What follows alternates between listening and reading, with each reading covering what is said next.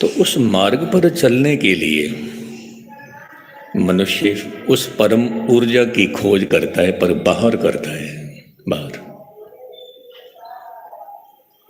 आचार्य रजनीश ने एक बात कही, मुझे बहुत अच्छी लगी। वो कहता है, मैंने मंदिर के बाहर भिखारियों को देखा तो मुझे समझ आया कि अंदर कोई भी नहीं है। बड़ी गहराई से समझने की बात है। जब भिखारियों को मैंने बाहर मांगते देखा तो मैंने समझा मंदिर के अंदर कोई भी नहीं है। कहने का भाव ये था कि जिसकी आप खोज कर रहे हो वो आपके अंदर है। मंदिर, मस्जिद, गुरुद्वारा ये इलाही मजलिस है, यहाँ पर बैठ के गुरु की चर्चा करनी, गुरु की चर्चा करनी,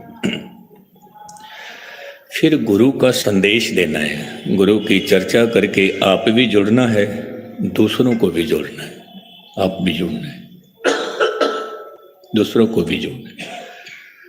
जितने भी रहबर पुरुष आए, यदि मैं जिक्र करूं, धन गुरु गोविंद सिंह महाराज का औरंगजेब से कोई दुश्मनी नहीं थी, लेकिन संदेश देना था उसको। जहांगीर के साथ गुरु साहिबान की, धन गुरु अर्जन देव साहिब की कोई दुश्मनी नहीं थी, लेकिन संदेश देना था। बाबर के साथ धन गुरु नानक साहिब की कोई दुश्मनी नहीं थी, एक संदेश देना था। गुरु गोविंद सिंह महाराज ने क्या संदेश दिया? रात के दीवान में हम जिक्र कर रहे थे कि माछीवाड़े जंगल पहुंचे, फिर गुलाब चंद के घर पहुंचे, फिर वहाँ गनी खां, नवी खां आपको ऊंच का पीर बना के ले जा रहे हैं। एक जगह पे सैनिक की टुकड़ी ने रोक लिया।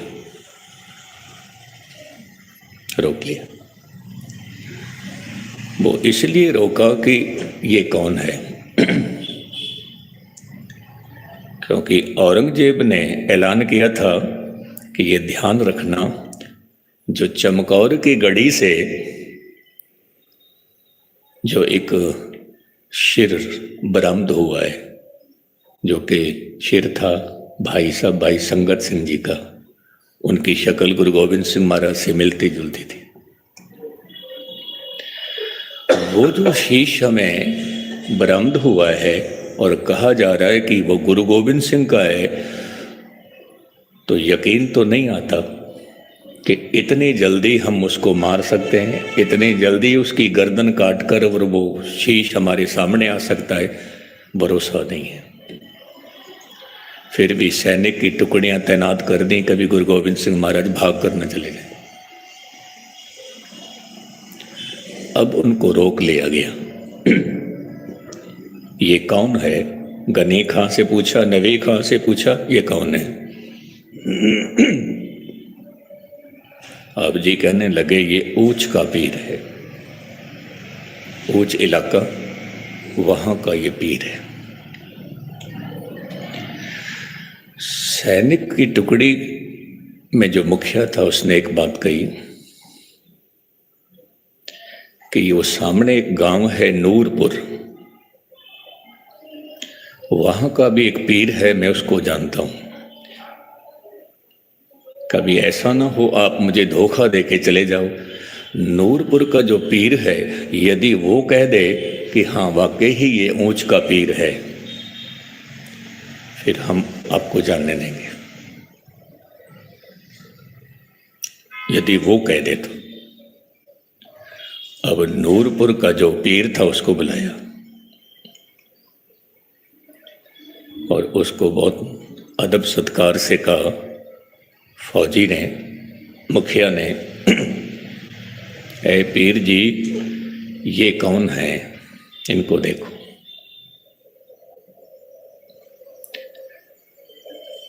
कहते हैं कि जब नूरपुर के पीर ने, फकीर ने जब गुरु गोविंद सिंह महाराज को देखा तो उसको पहले तो सजदा किया, फिर हंस पड़ा। हंसते हुए क्या कहता है, ध्यान से सुनना। कहने लगा, पूछो क्या पूछना चाहते हो। तो उन्होंने सवाल ये रखा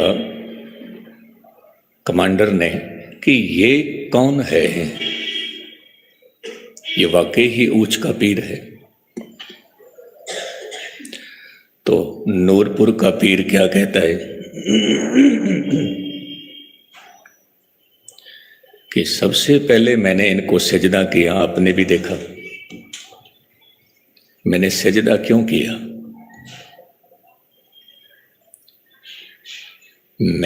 क्योंकि कई बार ऐसा भी होता है कि बाप अपने ही बेटे को नमस्कार कर देता है, अपने ही बेटे को। क्यों करता है? क्योंकि उसको समझ आ जाती है जो इलाही दौलत, इलाही ताकत नाम की मेरे पास है, मेरे से ज़्यादा इसके पास है। वो नमस्कार कर देते हैं। वो ये नहीं देखते कि ये हिंदू है, ये मुस्लिम है, ये सिख है, ये ईसाई है। क्योंकि कल मैं एक ग्रंथ पढ़ रहा था, उसमें लिखा कि परमात्मा अखंड ज्योति है, अखंड ज्योति। यदि अखंड से मिलना है तो कभी ये मत सोचना कि ये मुसलमान है, मेरा कोई ताल्लुकात नहीं है, ये सिख है, मेरा कोई ताल्लुकात नहीं है, ये हिंदू है, मेरा कोई ताल्लुकात नहीं है। नहीं, वो तो अखंड है, अखंड है। इसको समझ आ गई। प्रिंसिपल गंगा सिंह एक बात कहता था, फिर मैं इसी टॉपिक पे आता हूँ। ये 3 कथावाचक प्रिंसिपल गंगा सिंह, मान सिंह चांवर और संत सिंह मशकीन, ये तीनों अक्सर इकट्ठे रहते थे। उम्र में प्रिंसिपल गंगा सिंह बड़े थे, फिर मान सिंह चांवर, फिर संत सिंह मशकीन। यूट्यूब पे जाकर कभी मान सिंह चांवर की कथा सुनना, क्या कमाल करते हैं। फिर कभी प्रिंसिपल गंगा सिंह की कथा सुननी हो तो उनकी किताब पढ़ के देखना, क्योंकि उनकी कोई रिकॉर्डिंग नहीं है। आपने कहना है कि इतने कमाल के हुए कथावाचक। हाँ,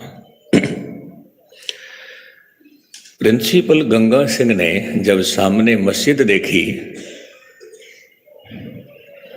तो दंडौत बंदन की थी, लंबे पैके नमस्कार की। ये संत सिंह मशकीन ने अपनी कथा में कहा कि मैंने अपनी आंखों से देखा मस्जिद के सामने वो झुक के नमस्कार कर रहा है। तो मैंने कहा, प्रिंसिपल साहब जी, हम तो गुरु नानक के पुजारी हैं, हम मस्जिद के पुजारी नहीं हैं। तो उसने क्या कहा, बहुत कमाल का उसने शेर सुनाया। उसने शेर ये सुनाया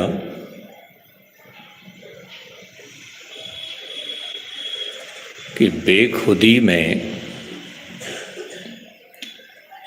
हम तो तेरा दर समझ कर झुक गए। ये 2 शब्द होते हैं, खुदी और खुदा, खुदी और खुदा। बेखुदी में हम तो तेरा दर समझ कर झुक गए। मेरे अंदर मैं की भावना नहीं है, मेरे अंदर सिर्फ खुदा की भावना चलती है।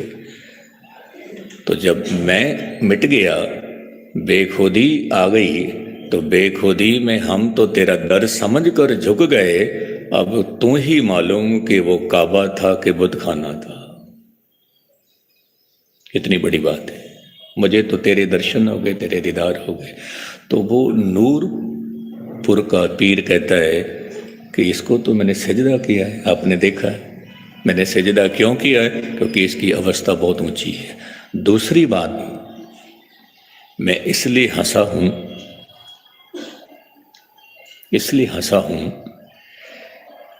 कि जिनको आपने रोक कर रखा है, ये बैठे कैसे हैं इतने शांत, जिनके हाथों में इतनी शक्ति है, जिनके पास इतनी ताकत है कि 1 मिनट में फौरन ही सब कुछ तबाह कर सकते हैं, मिटा सकते हैं, पर वो शांत होकर बैठे हैं। ये बात मुझे समझ में नहीं आ रही। मैं इस करके हंसा हूँ,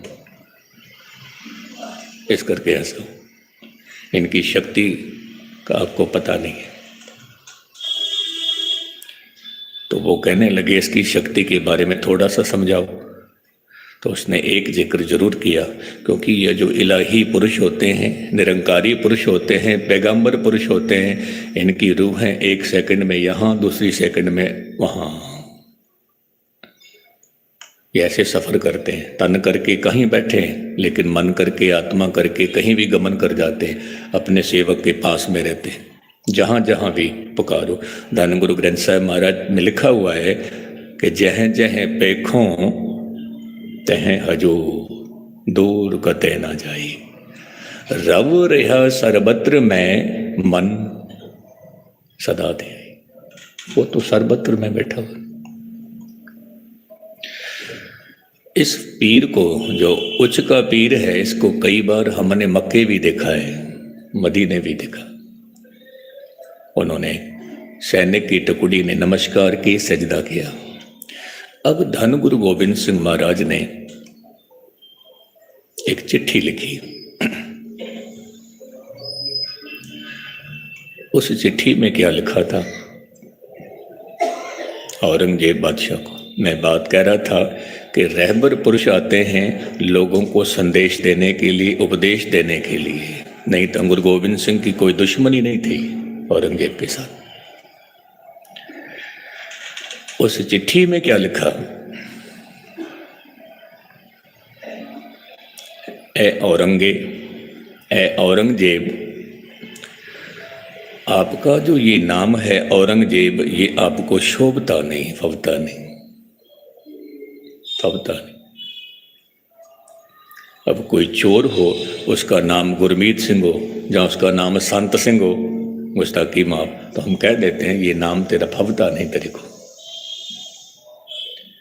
ए औरंगजेब, ये औरंगजेब नाम तेरे को फबता नहीं। दूसरी बात, तेरे हाथों में जो तस्बीह है, जो माला है, ये माला केवल और केवल मणके से ज्यादा कुछ भी नहीं है,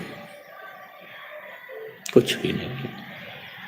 और ये जो इस माला के मणके हैं और इस मणके के अंदर जो धागा है, इनको भी समझ ले।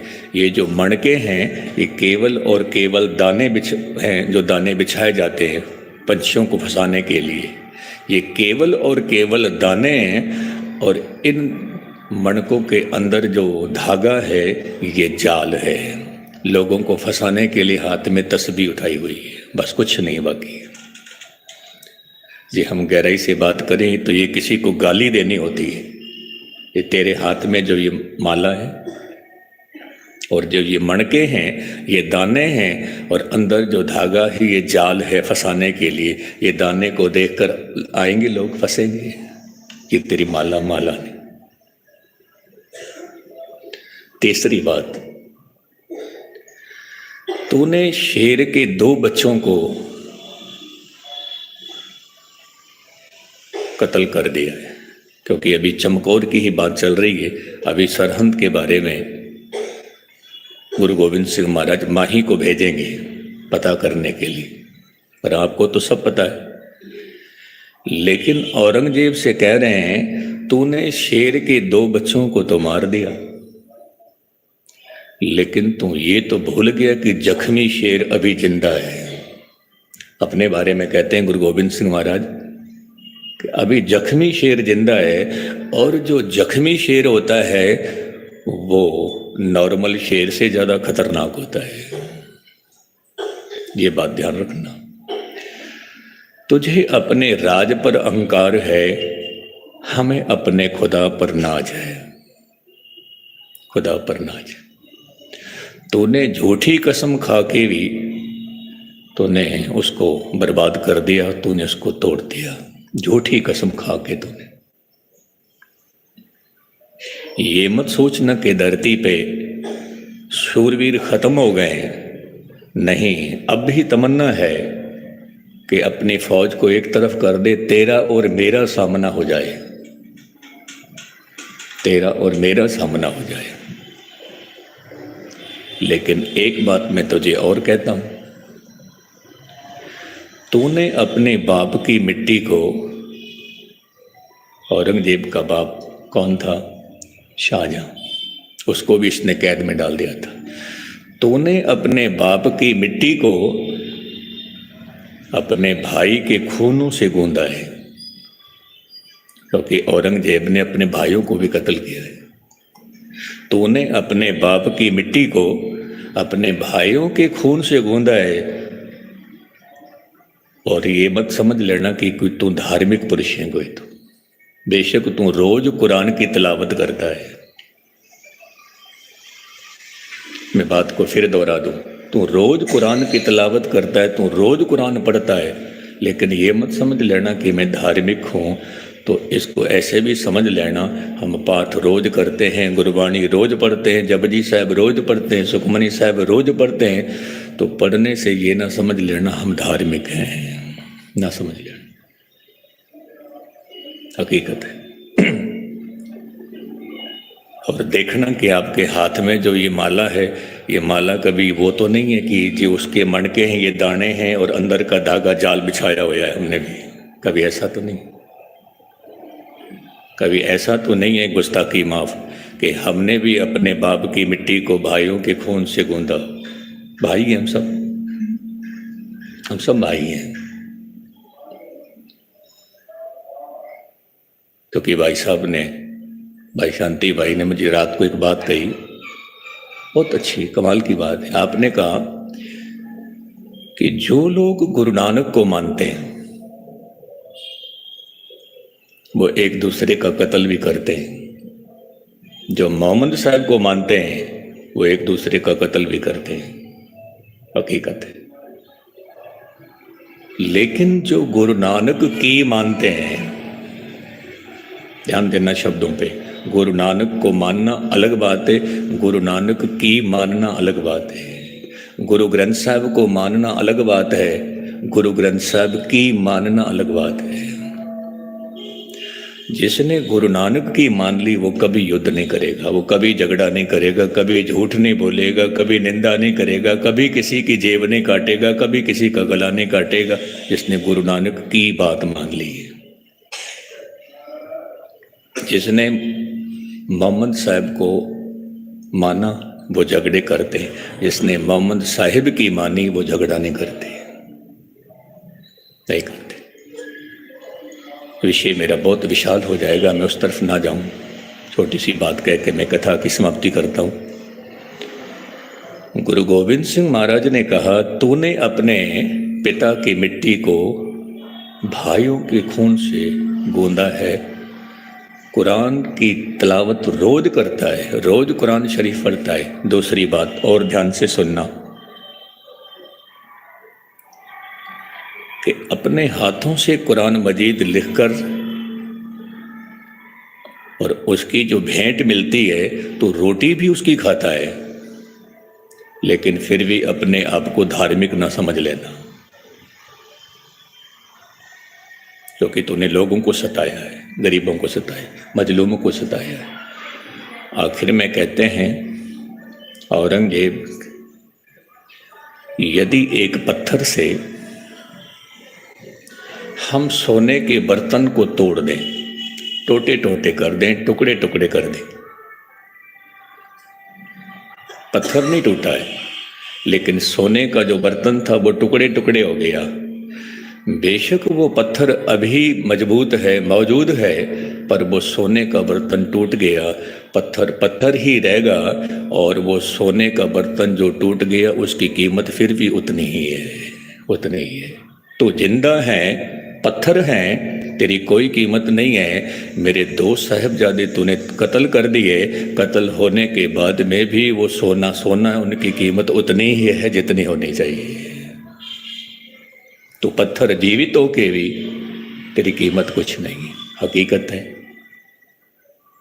गौर मुताला करें तो जहाँ पर औरंगजेब की मजार है वहाँ दिया भी ठीक ढंग से नहीं जलता, जहाँ गुरु साहब के साहिबजादों को शहीद किया वहाँ मेले लगते हैं, मेले लगते हैं। ये क्या है? या उनकी शहीदों की याद में आप बैठे हुए समय निकाल कर, ये क्या है? और औरंगजेब की मजार पर कोई भी नहीं जाता। उसके बाद में धन गुरु गोविंद सिंह महाराज ने फिर माही को भेजा कि बाबा जोरावर सिंह, बाबा फतेह सिंह,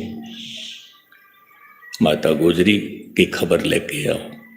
तो फिर उन्होंने क्या खबर दी, बाकी के जो अगले जो 3 दीवान हैं वो भाई दलीप जी आपको बताएंगे कि किन्होंने आके कीर्तन करना है, किन की फिर ड्यूटी है। बस इतनी को सेवा मेरी परवान करना, भुल्लां चुकां दी खिमा।